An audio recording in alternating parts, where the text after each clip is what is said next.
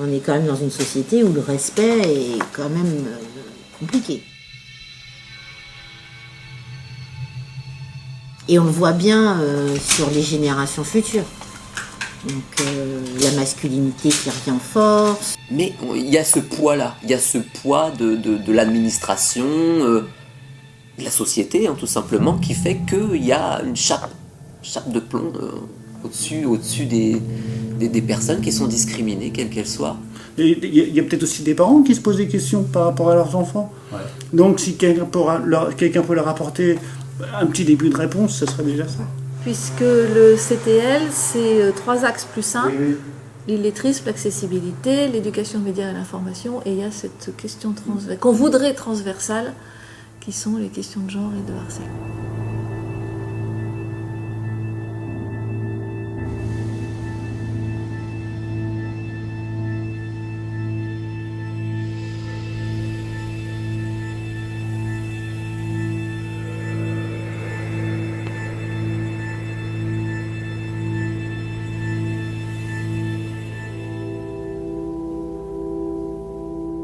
Le facile à lire est connu. Oh, et de qui? Tous dont on connaît, on sait quelque chose sur tout. Maintenant, la nature des connaissances de l'une est-il la connaissance de l'autre? C'est un peu à ça qu'on va jouer ce matin. C'est-à-dire de permettre à l'ensemble des personnes qui sont là de se construire une culture commune. Avec les uns qui en savent déjà beaucoup, avec d'autres qui en savent peut-être moins.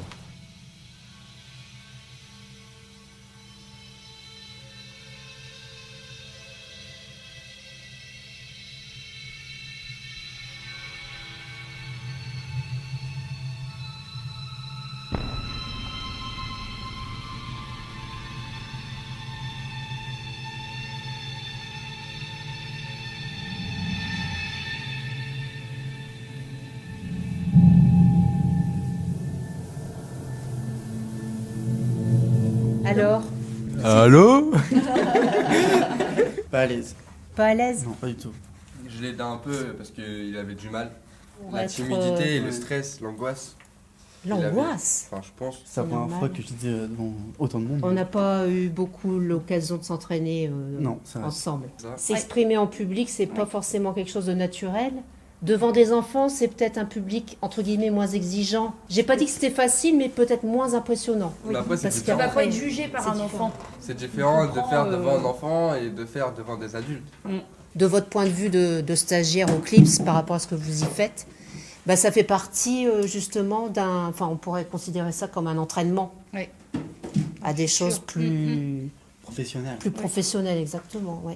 Ce matin, nous avons accueilli un groupe de stagiaires du CLIPS, ainsi que leur formatrice.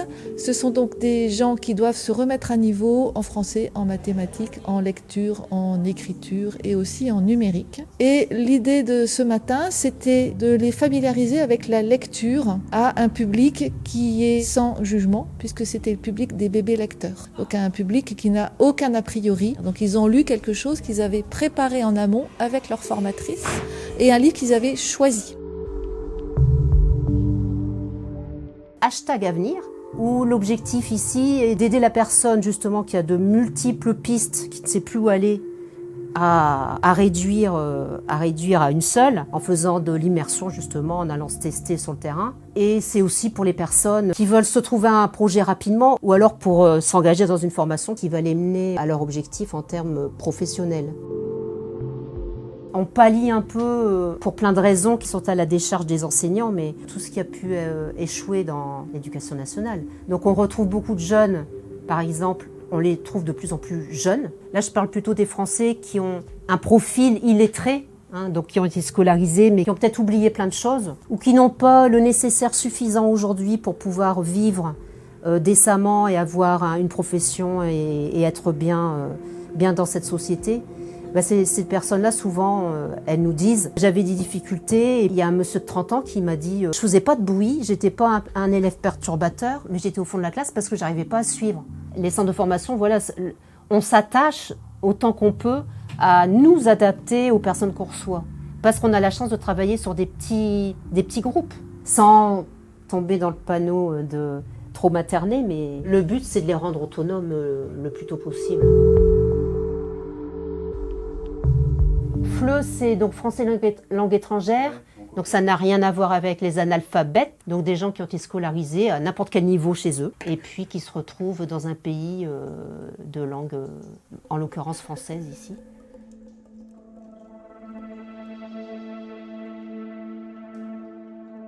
J'ai deux métiers. Mon premier métier, c'est infirmière. Et après, je passais une formation et ajoutais infirmière et ajoutais métier bien-être. Après, la guerre a commencé. Toujours, j'espère, c'est bientôt finir. C'est horrible quand commencer à bombarder la ville, ma ville. Je ne crois pas et je pense que c'est peut-être accident dans l'usine et peut-être c'est l'orage. Je suis arrive ici, c'est par hasard.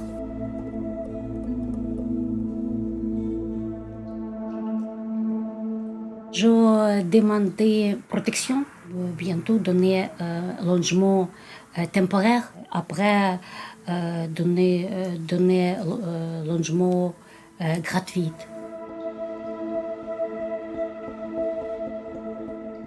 Au début, apprendre le français avec bénévole et après donner la possibilité d'apprendre le français dans l'Eclipse.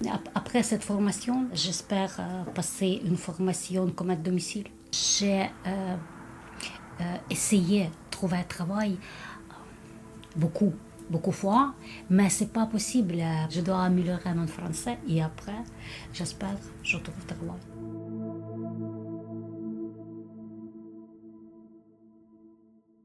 Dans un fonds édition jeunesse accessible, on ne trouve que des ouvrages qui ont été adaptés pour faciliter la lecture de l'enfant, soit parce qu'il est encore en apprentissage de la lecture, soit parce qu'il a des difficultés, qu'elles soient cognitives ou sensorielles. Alors, on a les livres pour la déficience auditive, pour les sourds, ce qui va consister essentiellement pour nous en des albums sans texte, ou aussi des albums qui vont être lus avec la langue des signes. On a une autre grande classe de documents adaptés qui s'adresse cette fois-ci aux déficients visuels. Ça, c'est tout ce qui concerne les livres à toucher et les livres en braille.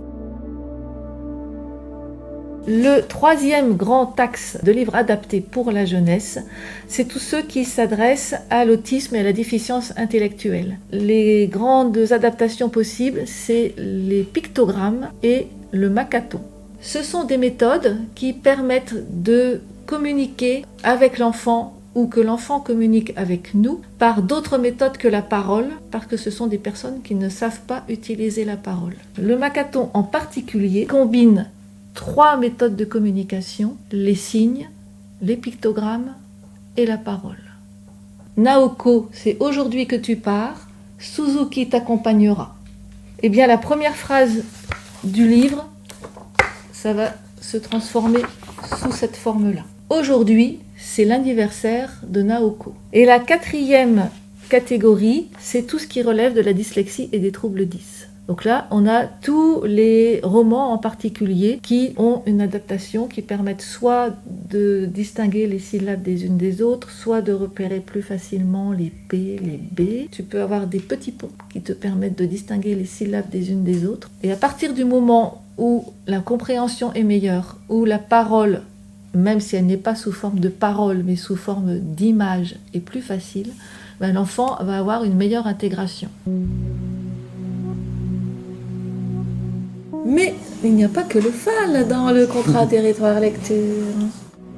Le fait d'avoir aussi des jeunes qui sont souvent dans le mal-être, qui n'osent pas s'exprimer. C'est vraiment des questions pour lesquelles nous, on voulait vraiment travailler dans ce cadre du contrat territoire lecture, puisqu'il y a plein de choses en fait qui se rejoignent avec l'illettrisme, avec l'accessibilité. Voilà. C'était une question très importante pour nous aussi.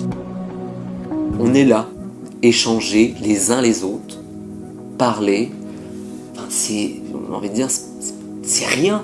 C'est rien et en même temps c'est hyper important pour certains jeunes de dire voilà, on n'est plus seul.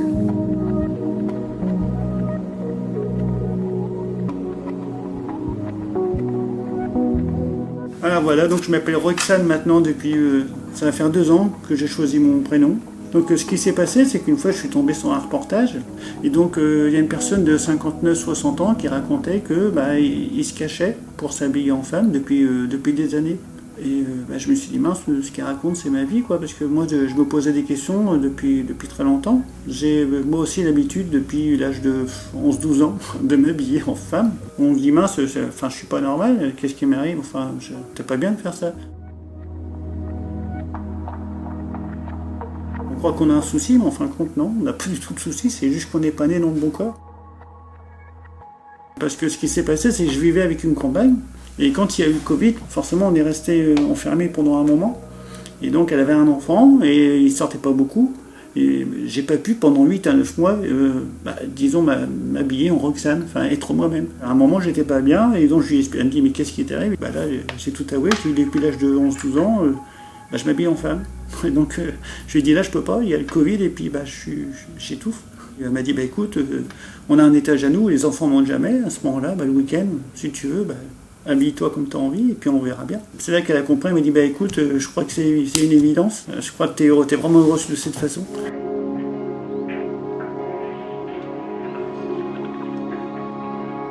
Et une fois ma sœur, je lui en ai parlé, elle m'a dit mais pourquoi tu m'en as jamais parlé alors que j'étais assez proche d'elle ?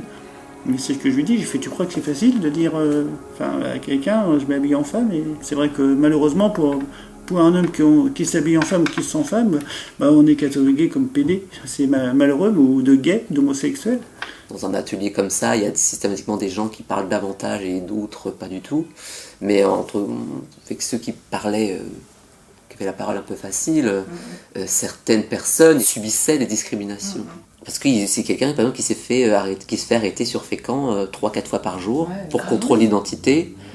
Et il y a une sorte de fatalisme qui s'est mis en place chez lui depuis 20 ans. Et il dit c'est comme ça maintenant. Et j'ai élevé mes enfants comme ça, dans cette, entre guillemets, dans cette normalité. On dit toujours que la France a 15 ou 20 ans de retard. Il sort beaucoup de choses, mais c'est vrai, ça se vérifie. J'ai eu la chance d'aller en Espagne, dans une ville qui soutient beaucoup la communauté LGBT. C'est fou, quoi. Le regard, on est des gens normaux, même si ça ne veut rien dire.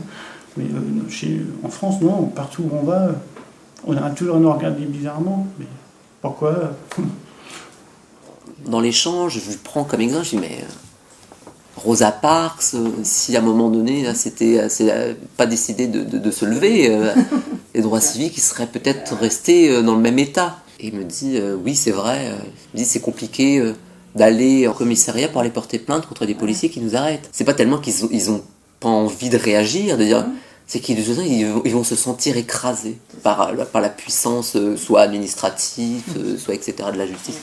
Ils disent, mais ça va servir à quoi ? À rien. On va être épuisé dans un combat qu'on s'est perdu d'avance.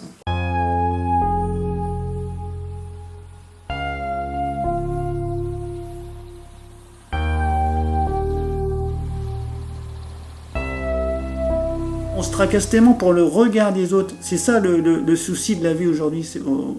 Qu'on soit hétéro, homosexuel ou n'importe quoi, on a toujours peur du regard, ou qu'est-ce qu'on va dire, ou que va penser l'autre personne. Une fois qu'on a compris, mais qu'on s'en fout en fin de compte, on vit pleinement heureux, parce qu'on a le droit de vivre sa vie. Et voilà. Et moi aujourd'hui j'ai compris que j'avais le droit de vivre ma vie, donc je suis heureuse comme jamais. Bien sûr, elle a raison. Pourquoi je vais me cacher? Pourquoi je vais pas vivre mon amour? Enfin voilà, on nous l'a même encore dit ce week-end, parce qu'on fait partie d'un club de pétanque. Ils nous ont dit ouais, vous êtes belles les filles, vous allez bien ensemble, et il est beau votre amour. Moi je me rappelle quand j'ai fait mon coming out auprès de ma famille, auprès de mes parents, la première chose que mon père m'a dit c'est « Ah bah t'as un travelo ». Et là ça va, hein, j'arrive à...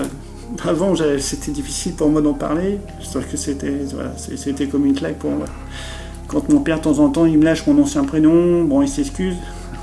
S'il y a bien des personnes à qui je peux pas en vouloir, c'est mes parents. Voilà. C'est vrai que je leur inflige un changement sur leur enfant. Ça a été très dur, oui, c'est au départ. Parce que moi, en plus, le fait de travailler en centrale nucléaire, je dois rentrer ce qu'on appelle en zone contrôlée. Donc je dois aller dans le vestiaire féminin et me mettre en petite tenue pour passer après en zone. Ce qui est difficile, c'est que je dis aux gens qui veulent faire une transition, c'est au tout début. Parce qu'au début, forcément, le travail des hormones ne se fait pas aussi facilement, c'est long. Donc avant de voir un changement au niveau physique, on nous voit comme un homme. Il y a encore quelques années, il fallait passer devant un psychiatre. Ce qui n'est plus le cas légalement. Sauf que il y a encore des médecins qui disent « Ah, je veux un avis psychiatrique ». Alors que c'est pas la loi. Au nombre d'établissements, je crois qu'il n'y en a que 5 ou 6 en France, je crois, pas énorme. Il y a quand même pas mal, il faut savoir qu'aujourd'hui il y a pas mal de demandes. Il faut savoir que quand vous le faites en public, c'est pour ça qu'il y en a, ça peut demander 2 ou 3 ans. Sur Nantes, ils en forment, et ils prévoient de former aussi, parce que c'est vrai que nous, quand on est du côté du Havre, sur le Havre ou Rouen, il n'y a pas. On est obligé d'aller soit sur Paris ou sur Lille, ça fait quand même de la route. Du jour où on commence à avoir la poitrine qui pousse, là on se rend compte qu'on devient une femme.